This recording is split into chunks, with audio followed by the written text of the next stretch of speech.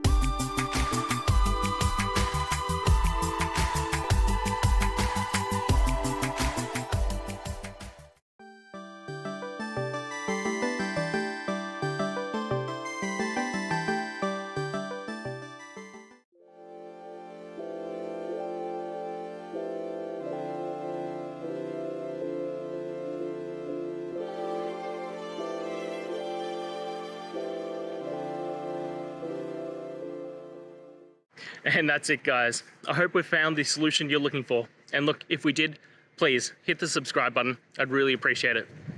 And until the next time you need technical help, I hope you have a good one.